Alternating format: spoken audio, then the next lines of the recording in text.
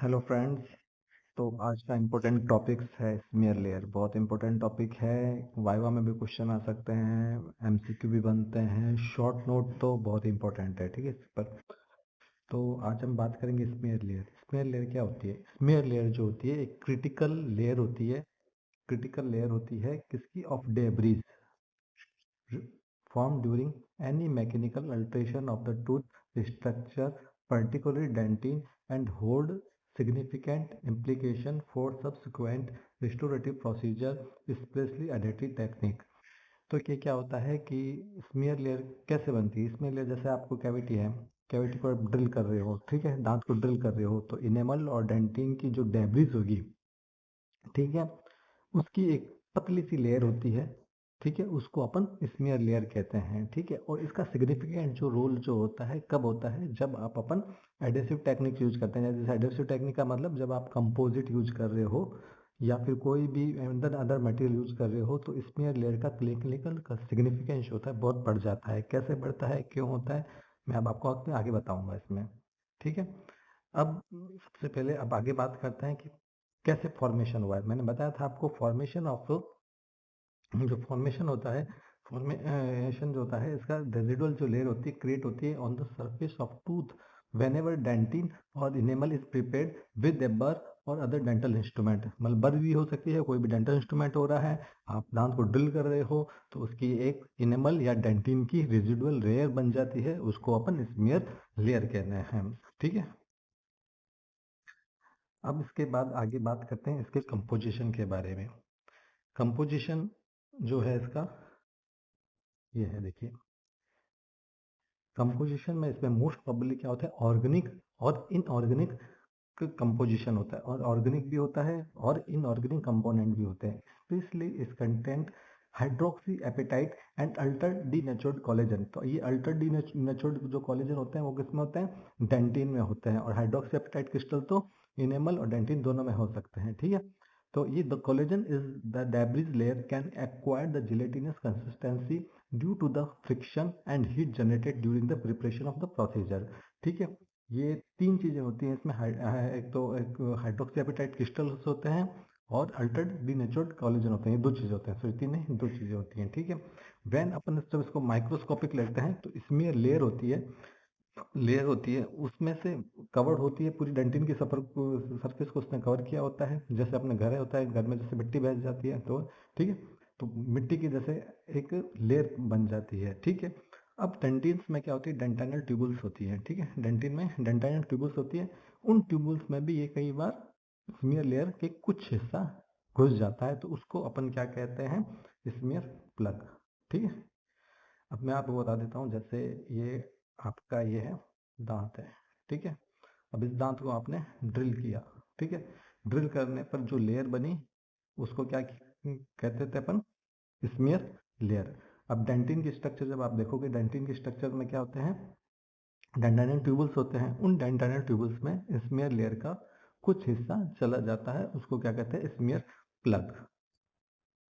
अब smear layer बनी है तो उसका क्या रोल क्या है? इसका गुड रोल है या बैड रोल है, ये आप आगे देखते हैं। ठीक है, clinical significance of the smear layer. Clinical significance क्या है? ये जो होती है एक लेयर बन गई है, ठीक है। अब ये जो लेयर बनी है दांत के ऊपर, ठीक है, सॉरी 2 मिनट, एक बार, ये बन गई, समझ लो ये आपका दांत है, ठीक है। अब इसके ऊपर कैविटी ड्रिल की तो एक लेयर बन गई यहाँ पे, ठीक है। अब इस लेयर की वजह से क्या होगा कि परमेबिलिटी जो होगी, ठीक है, वो क्या हो जाएगी? 19% कम हो जाएगी। ठीक है, परमेबिलिटी जो होगी वो क्या होगी? 90% कम हो जाएगी। In the clinical importance of the smear layer is to two fold. ठीक है, इसमें क्या होता है? The role of barrier of dental permeability, मतलब बैरियर एक लेयर होगी तो क्या होगी कि डेंटिन की परमेबिलिटी क्या होगी? कम हो जाएगी। And this direct impact on adhesive bonding technique. ये बहुत इंपॉर्टेंट चीज है। ठीक है, कई बार देखो, अब दांत है, दांत में क्या होता है कि अपन को कोई भी एडहेसिव बॉन्डिंग है, जैसे अपन को कंपोजिट चिपकाना है तो ये जो लेयर होगी यहाँ पे चिपकेगा।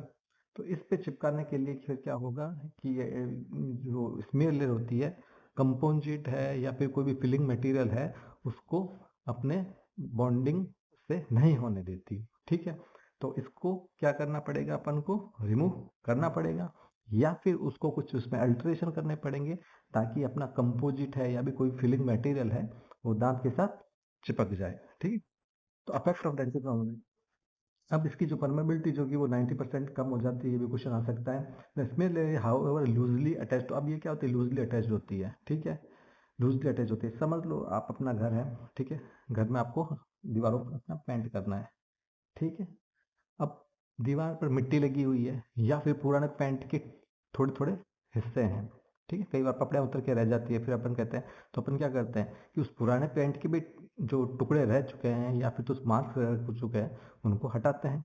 ठीक है, और या फिर उन मार्क्स को थोड़ा बहुत ऐसा मॉडिफाई किया जाता है कि नया पेंट उस पर चिपक जाए। ठीक है, तो ये क्या किया उसने, स्मीयर लेयर ने पूरे जो बॉन्डिंग सिस्टम था फीलिंग का उसको अफेक्ट किया है।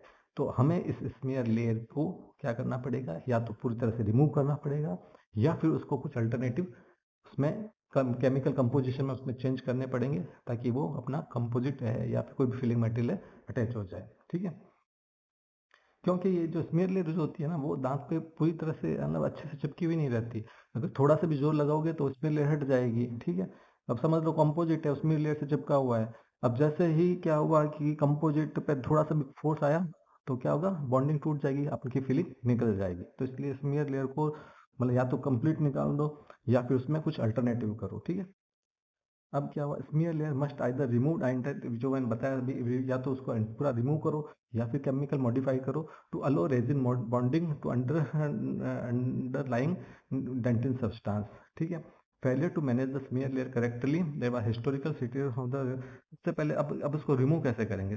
ठीक है, रिमूव करेंगे एसिडिक टेक्निक से। ठीक है, कन्वेंशनल एसिडिक टेक्निक होती है, एडेसिव टेक्निक होती है, इसमें क्या करते हैं, फॉस्फोरिक एसिड यूज किया। ठीक है, फॉस्फोरिक एसिड यूज किया, वो क्या करेगा, रिमूव कर देगा स्मीयर लेयर को और स्मीयर प्लग को, दोनों को ही रिमूव कर देगा। While the exposure dentin dense network of the collagen fibre for bonding. अब क्या होगा कि जैसे ही फॉस्फोरिक एसिड गया उसने अपने जो स्मीयर लेयर थी उसको सारा हटा दिया। ठीक है, वॉश आउट कर दिया, डेंटिन से भी हटा दिया, डेंटाइन ट्यूबल्स में जो स्मीयर प्लग थे उनको भी हटा दिया, और क्या होते उसके जो कोलेजन फाइबर जो नेटवर्क था वो क्या हो गया, खुल गया, एक्सपोज हो गया बॉन्डिंग के लिए। ठीक है, एक तो ये तरीका था। या फिर अपन उसको क्या करें, या फिर उसको ऐसे करें, उसका मॉडिफिकेशन कर दें अपन।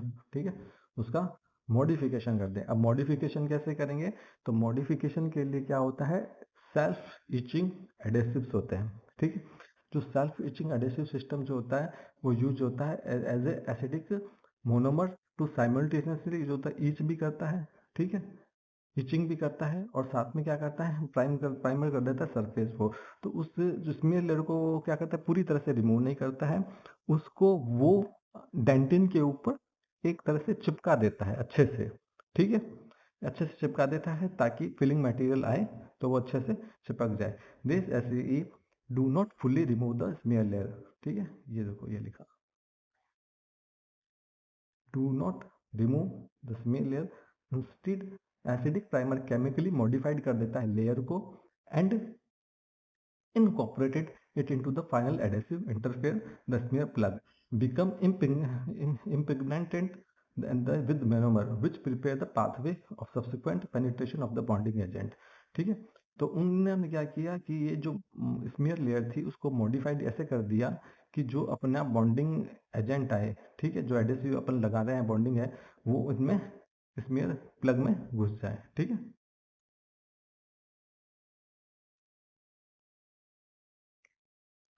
adhesive failure due to the relative loose attachment of the smear layer, the underlying dentin early bonding system, second generation that attempt to the bond directly to this layer often failed because the smear layer detaches easily from the dentin surface। जो मैंने बताया था वही है। अब ये एक funny है, याद रखने की चीज है, मैं बता देता हूँ। सबसे पहले फॉर्मेशन कैसे हुआ, अपन ने इसको डेंटिन को ड्रिल किया, ये आपकी बन गई डेब्रिज, डेब्रिज से बन गया स्मीयर लेयर। अब ये स्मीयर लेयर क्या होता है कि हाइड्रोक्सी एपेटाइट क्रिस्टल होते हैं और कोलेजन फाइबर्स होते हैं। ठीक है, और जो इसके अंदर जो चीजें चली गई है देखो, ये अंदर जो चला गया उसको क्या कर दिया, स्मीयर प्लग, डेंटिन के अंदर जो चला गया उसको, ठीक है, विया स्मीयर प्लग, ठीक है, अंदर चले गए घुस के। हाइड्रोक्सी एपेटाइट क्रिस्टल्स होंगे loose attach to the this mass. तो ये हाइड्रोक्सी एपेटाइट क्रिस्टल्स जो होते हैं वो क्या करते हैं, फाइबर्स के साथ क्या होते हैं, लूज अटैच होते हैं। तो इसके क्या स्ट्रेंथ होती कम होती है, जैसे भी थोड़ा सा जोर लगाया स्मीयर लेयर हट जाएगी। अब इसका क्लिनिकल सिग्निफिकेंस क्या है, एक तो ये क्या करेंगे, परमेबिलिटी को 90% लूज कर दिया, ठीक है। एडेसिव बॉन्डिंग, बॉन्डिंग जो होते हैं बॉन्डिंग को क्या कर देते हैं, फेल कर देते हैं। तो उसको कैसे रिमूव करोगे आप, या तो फॉस्फोरिक एसिड से क्लीन कर दोगे या फिर उसका मॉडिफिकेशन कर दोगे, ठीक है, स्मीयर लेयर का, ठीक है, ताकि अपना अच्छे से फिलिंग मटेरियल है या एडेसिव बॉन्डिंग एजेंट जो भी है आपका कंपोजिट है वो अच्छे से अटैच हो जाए, ठीक है। ये वीडियो अच्छा लगा हो तो लाइक करना, सब्सक्राइब करना।